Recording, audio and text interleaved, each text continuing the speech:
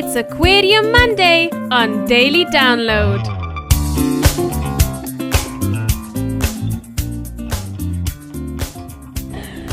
This is Zahra Skrider for your Daily Download on Radio 786 here at the Two Oceans Aquarium. We are joined again by Tinus.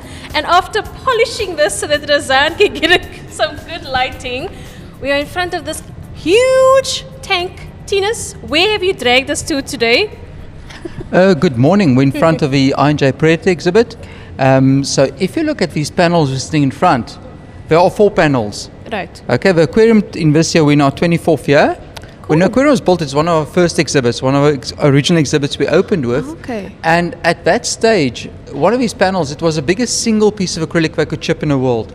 Nowadays, if you open an aquarium, they can chip you this whole thing as one panel, not as 4 pieces. Oh, I see. Even so, look at these 4 pieces. Each panel weighs about 4.5 tons. Oh, it's solid. I thought it was It's going to be like solid. a glass and go like... dum, Not dum, at dum. all. But wow! Cool. No, it's acrylic. Also, if you look up at the angle, can you see all those little fine scratches? Yeah. If you look all the way up, Oh, yes, it's yes. shark skin. So as the sharks swim by, acrylic is fairly soft. It's a plastic, same as the drinking glasses at home. So as the shark swim laps, every time I touch with a pectoral fin, It scratches. because the shark is like sandpaper, they've got rough skin. Okay. It actually makes a fine scratch. Oh, The nice wow. thing about it, because it's plastic, we can buff it out. But it's a bit of PT. Really? It takes a long time to buff Like out how? acrylic. Like how long? It depends on the depth of your scratch, but if you had to redo a panel like this and get all the scratches buffed out, you're probably looking at about, I would say this looks like about 25, 26 hours of work for one person. Oh my gosh, I thought you were going to be like 25 No. minutes a panel, but it's like hours. No, it's a little bit deeper than the surface scratch on your car, so to get that detailing done takes a while. Wow. Oh my gosh.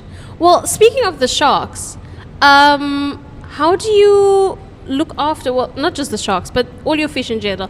How do you look after them, like their health? Do they have like little vets that come look after the little fish?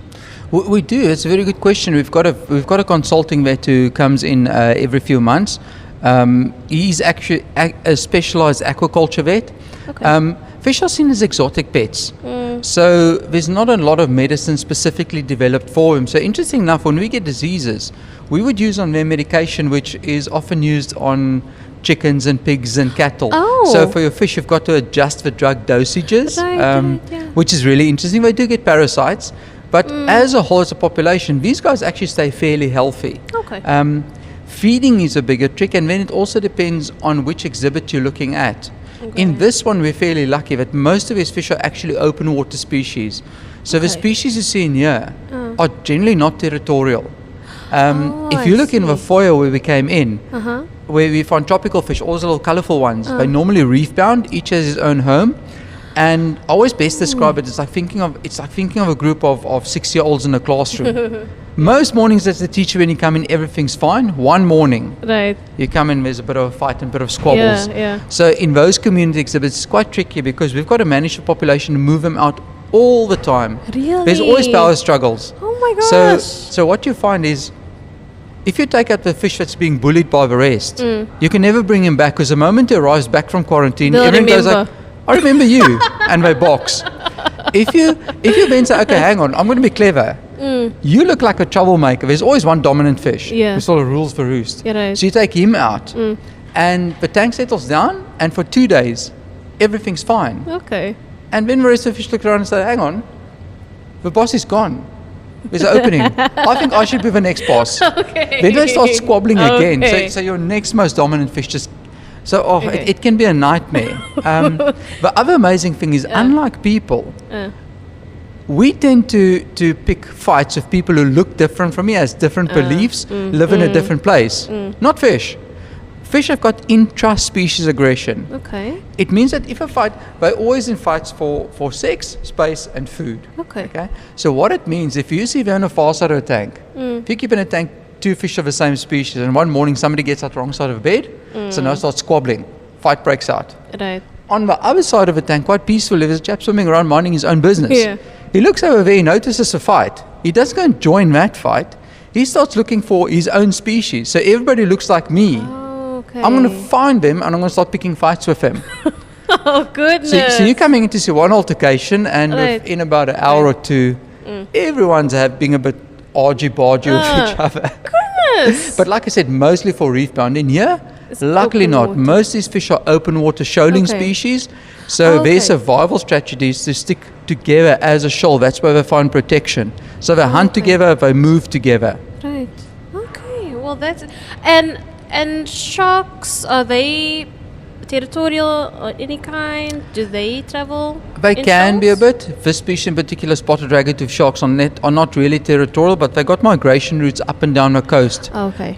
Something people often ask about is, hang on, this is a bit like going to a Kruger, isn't it? You keep your lions and your antelope together. And you do, the sharks do tend to predate on a fish from time to time. All right. But in here, you've got two things that work in your favor. One is that we feed the sharks, and people are surprised to find we feed them once a week, Sundays. Sharks a have roast got, dinner. no, sharks have got a bad reputation, but actually, a shark's got a really slow metabolism. So, Hey. excuse me, I only need to feed once a week. Okay. We saturation feed them, and luckily, they're a bit like us in the sense that if you have to hunt your own food, go for a run and chase it down and catch it. Yeah. Or you can sit back and wait for a waiter to bring you dinner. You sit back in your way, don't you? Right. They do the same thing. So relatable. So for the most part, they swim around. You can see when they come around the corner, you know, all fish don't scatter in a panic. The fish are fairly Yeah. much, oh, here's a shark. And he cruises by and they cruise by and everybody minds their own business. True. How lovely. Well, speaking of feeding, and you say you feed them on Sundays, I'm guessing you're not feeding them a roast dinner with mashed potatoes and stuff like that. Well, what do you feed them on People Sundays? are going to be upset to know that we feed them hake. which, Why? which we get sponsored from I&J, and it is absolutely beautiful hake. Really? We get Nice. hake off a factory ship, fresh, on ice, even before it's been processed in a factory.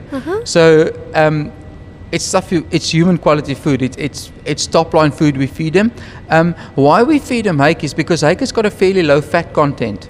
Oh, I see. One of the problems we have in aquaria is, like I said to you just now, oh yes, you sit back and wait for dinner to arrive. True. Yeah. On the downside, this is a controlled environment. Yes. So you're not exposed to huge fluctuations in temperature. You're not exposed to a vast majority of diseases. There's always food on demand. You don't have to work very hard. You don't have to migrate far.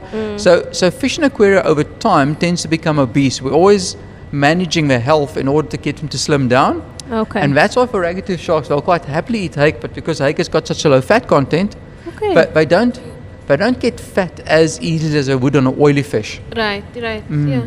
Now, speaking of earlier on, you spoke about, actually it was the other day, you spoke about in different temperatures, how the expansion and the contraction. Now, in the different seasons, is it different maintenance protocols that you have to follow? A little bit. It's a good question because the amount of sunlight we get you obviously differ between winter and summer. So in winter, these exhibits generally get less light, so you don't need as much maintenance. Okay.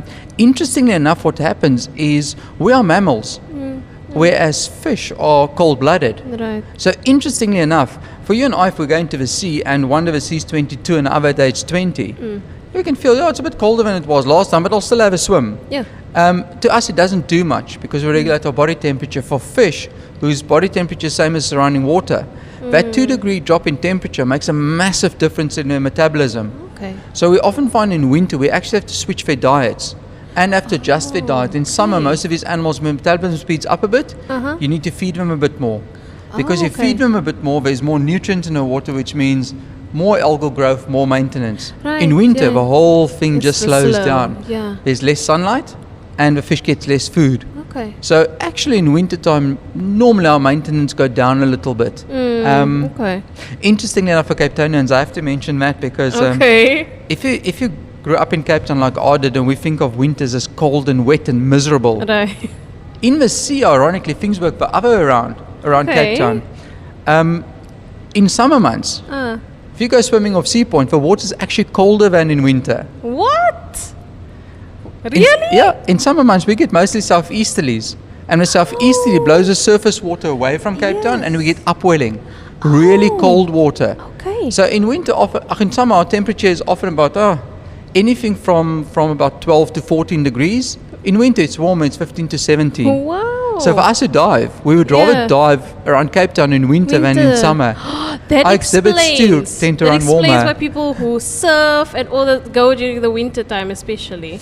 Ooh, it also depends because in winter, you'll see in Muizenberg, the guys surf in Muizenberg in winter time. yes. Because the wind's normally northwest, which is offshore there and tends to make a nice wave call. In summertime, it's southeast, so you'll see all the surfers out this side. They go after the waves. A surfer's a funny thing. A surfer doesn't worry about water temperature. He goes like, where's the best barrel? That's so true. Wow.